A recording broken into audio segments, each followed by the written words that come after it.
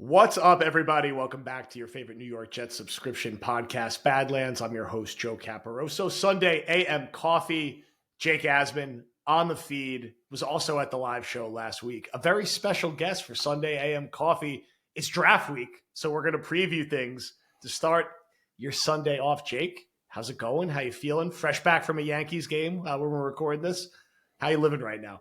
Feeling good, Joe. Ready for the draft. Hoping the Jets get it right. We've said that many times as Jet fans, and a lot of times we're left going, "Huh, what?" But first draft with a new head coach, new GM. I think there's maybe like a cautious optimism from many in the fan base, especially certainly your listeners at that live event last week, which was so much fun. I think this fan base is ready to go. We just need to see it, and we're going to be all in once we start seeing some semblance of winning. We're just dying for it, man. So hopefully they get it right this week.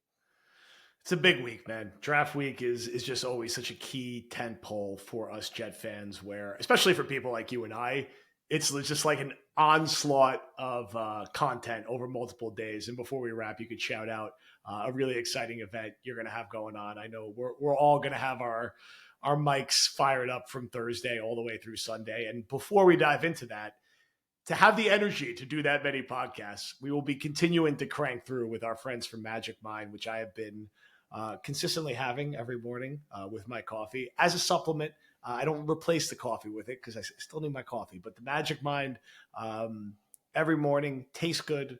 I go with the subscription pack. You get 15 at once, which is very nice. And our listeners get 20% off a one-time purchase and up to 48% off for the subscription with the code JETS20.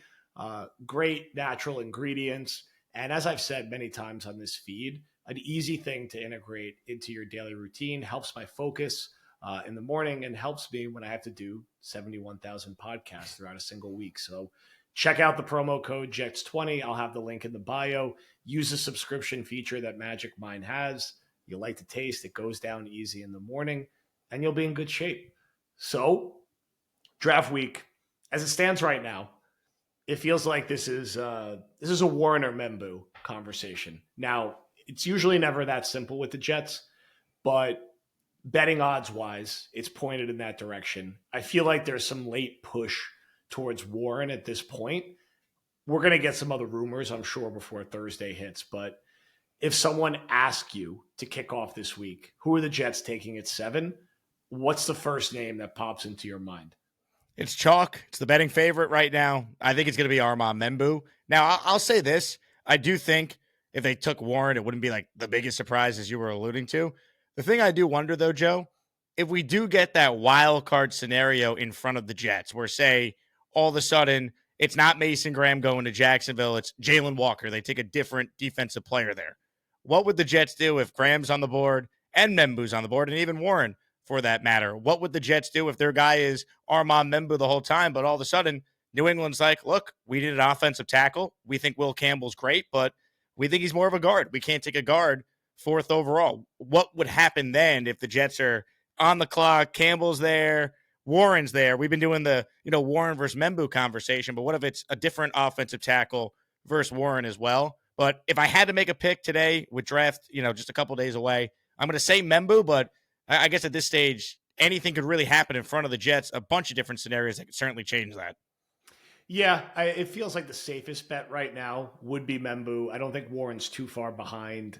I don't buy into the Genty or the Shamar Stewart, like more of a reach situation. I'm sure if a good opportunity presented itself, the Jets would be interested in trading back. But this doesn't feel like the kind of draft teams are going to be racing to trade up for.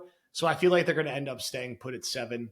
I think most of us want to see offense unless there's an odd scenario where Mason Graham falls, which is unlikely. And even if he does fall, you can make a reasonable case that they should still be going offense with how deep defensive tackle is in this draft overall. It's just a little hard to predict because this is the first time for Aaron Glenn and Darren Muji doing this in their respective roles, doing it together. It's not like year 4 of Joe Douglas or Mike McCagnon where we had a pretty damn good feel for what they're going to do. It's a little bit more of a wild card scenario right now. So I'm trying to be prepared for anything and not be overly shocked if something outside the box happens. But both Membu and Warren feel like identity-wise, they're going to fit with what Aaron Glenn is trying to build here. Now, when we get beyond the first round, do you think that this will be the kind of draft where there'll be some other kind of surprise? Will the Jets make a veteran move over draft weekend? Would they offload somebody? Would they try to go get a veteran from someone else? Or do you think this is going to be more chalk in that, maybe they'll move around the board a little bit on day 2 or day 3, but ultimately they're going to, not make any big splashes and keep the roster relatively young? Well, I do hope that they are able after the draft to add another veteran pass catcher. And I'm assuming at some point, hopefully early, either pick 42 or 73 on day 2, they use one of those picks on a legitimate wide receiver or tight end if they don't do it, at 7, of course, with Tyler Warren.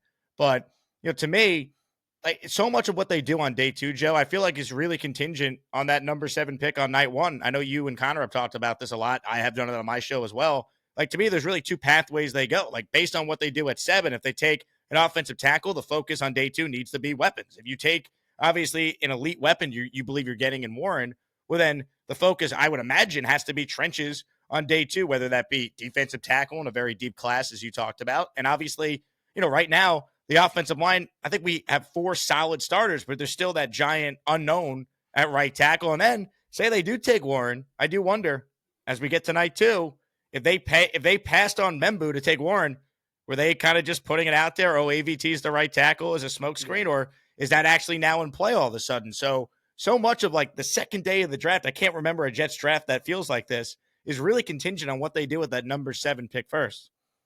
Yeah, it feels very wide open once they get out of the first round because they have a lot of needs, right? They need a receiver, they need a tight end, they need a safety, they need a defensive lineman, they need a right tackle.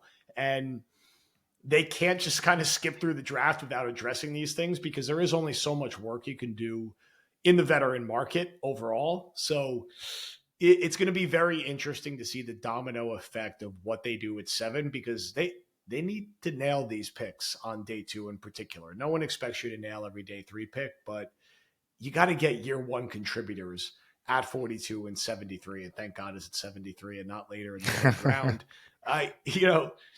Jet fans, and we'll speak to more of this as the draft guide is coming out later today, and we'll talk about it up through Thursday and Friday. What have you heard amongst Jet fans? Not day 1 guys, but who are the ones that you're seeing in your Twitter mentions, hearing brought up on your shows and podcasts that are Jet fan favorites for day 2 and day 3? Sort of those names. Every year, there's always a handful that every Jet fan talks about consistently. Who are those guys this year? And it's kind of funny because if you honestly allowed us as Jet fans to handle day 2 and day 3 of the draft specifically, our hit rate would have been way better than an Izzik, McCagnon, Douglas. So it's kind of funny how that works out. I think the big name that I've heard a lot, and maybe it's because his first name is Ozzy, but like Ozzy Trapillo, I feel like every Jet fan's like, we got to get Ozzy Trapillo. He can play every position on the O-line besides center. I feel like I've heard a different version of that from so many different people I've interacted with. So he's a popular one. I think Higgins, the wide receiver from Iowa State, is another guy that a lot of people have talked about as a possible option, maybe as early as pick 42. Now, I think if we're talking tight end, if they don't do it on day 1, I think Mason Taylor would make some sense out of LSU. So it feels like it's a lot of the same names. And then there's going to be that wild card name where we're like, what? But the draft, I think we got to remember just how many players there really are. And sometimes we as Jet fans, we get so hyper-focused on like 3 or 4 specific guys, and we got to remember there's so many players in this draft at the end of the day, we really just don't know. Yeah. It feels it's unlikely that they end up taking a guy that all of us have been talking about nonstop with both in round 2 and round 3. Maybe we'll get one, and sometimes we get one, but usually, there's a few picks that kind of come out of not left field, but there's only so many different people that you could zero in on, especially with the range of needs that the Jets have overall right now. But I do hope they concentrate on offense early, let the defensive coaches do their work with day 3 picks and undrafted free agents. And I don't think it's a bad draft for the Jets in terms of their needs matching up to where there's depth in this class. There's good depth, particularly on the interior defensive line. They should be able to find some interesting safety options in round 3, round 4, round 5 to pair with Cisco.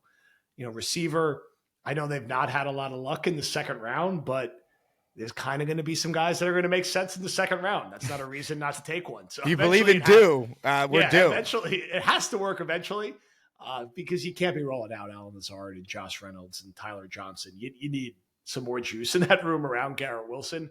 I'd take you out there, Joe. I mean, I know you still can strap it up. At this point, like, I'm ready because it's grim at this moment. But look, I do think that leaving this weekend, as this happens with most fan bases, we'll feel better about the roster. You slot in, those first few picks into the depth chart.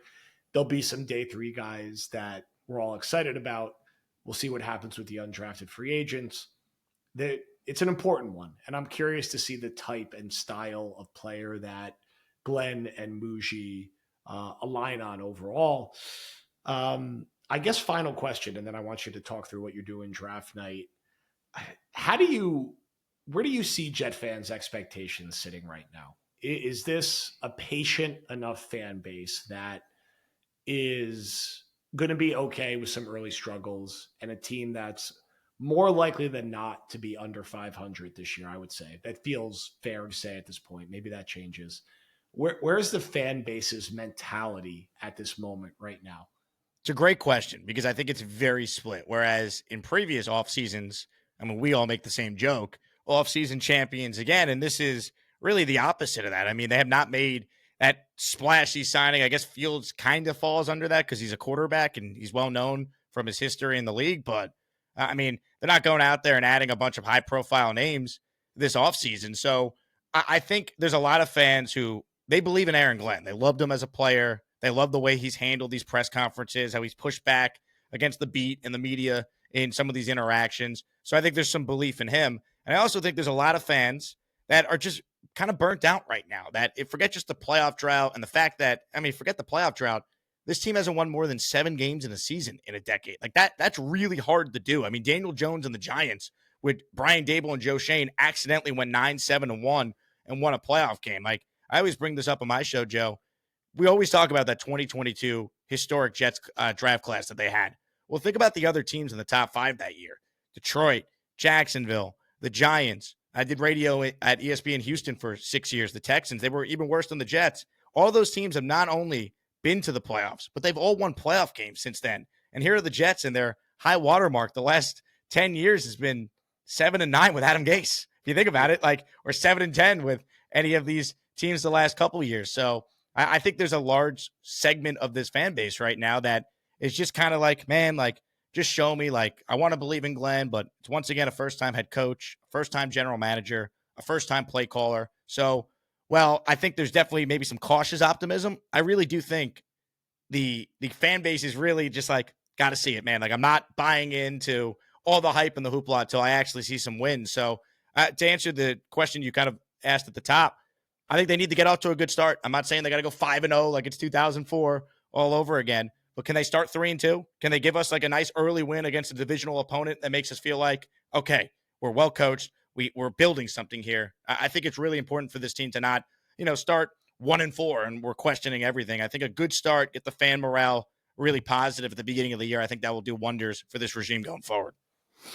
I don't disagree. You got to show a positive trajectory as the season gets rolling. You can't be 1-9. You can't lose your final 5 games. You can't be getting blown out. You can't look like the Cardinals game last year where 2 plays in, you're like, oh, they're going to get killed today. They don't even have a chance. And we all knew that right away. That can't happen anymore, especially when you're playing a team like the Cardinals who were not even above 500. So hopefully that, with 10 days to prepare for that game, by the way. Remember they beat Houston on a Thursday night? We're like, here we go, the run. Unbelievable. And they had far too much of that last year. How does that go away? One thing, if you're just outmatched from a talent perspective and, you're throwing some haymakers, but you lose by 10 in Buffalo, but you hung around for a little bit, losing 40-0 or getting whooped by the Cardinals who are going to go 7-10, or even the Niners who didn't turn out to be that good last year. Those are the losses I think Jet fans need to see stop. So this is hitting Sunday morning, draft night, Thursday. What do you have going on for draft night in New York City? Well, I'm taking a page out of the Badlands playbook. I'm doing a live event for night 1 of the draft. Teamed up with Fireman Ed, who's been a regular on my show the last couple of seasons, and we're doing a live Jets watch party. It's at Clinton Hall in New York City, not too far from where your guys' event was in Times Square. So it's about a 10-minute walk from Penn Station or Grand Central. So we still got some tickets left. All you need to do is just click on any of my social media posts or go on the description that I have on any of my recent YouTube videos, and you'll see the link to put your name and email in and get a general admission ticket. It includes a drink, and you automatically get entered in a raffle where we're giving away a bunch of prizes that night. Signed Sauce jersey, signed Aaron Glenn items, I might add, for all you AG fans out there. We got Jermaine stuff, Klecko stuff, Mangold stuff, some tickets to games. So it's going to be a lot of fun. The Knicks are playing that night as well. It'll be game 3, so we'll have the Knicks on some of the TVs. The draft will be on with the sound. I'm doing the live show from there. So it's going to be a great night. Clinton Hall, New York City. Just go on my Twitter at Jake Asman or Instagram at Jake Asman, and you'll see the link to RSVP. And come on out if you're a Jet fan looking to have a good time. We love to see it. We had Jet podcasts, Jets personalities on tour all over the greater tri-state area. Draft week is it's a blast, and it's going to be a fun one Thursday night. It's going to be an interesting and busy weekend for folks like you and I and everyone that we work with. So thank you for coming on to help us kick off our week. Thank you to our friends from Magic Mind. Make sure to check out that link in the bio. This is the week to load up on the subscription. And let's have a hell of a draft week. We are going to be loaded up at Badlands. I've lost track of all the stuff we're going to publish, but check out the draft guide. My mock as of today, I'm not changing it. I'm going with Tyler Warren as the pick at 7. If I change my mind before Thursday, you could hold me to that. But as of Sunday before the draft, same to the graphic I posted a little late last week, Tyler Warren is my pick at 7. Jake, any final words? Thank you for joining. Joe, you are the man. I feel like I've been listening to you and Connor for so many years. So it was so cool to be at that live event. Thank you guys again for having me and allowing me to do that segment with you guys on the stage, which was a ton of fun. And even doing this was great, man. So appreciate you having me and continued success. I'm a war room guy, so I'm all in on what you guys are building here. Keep it going.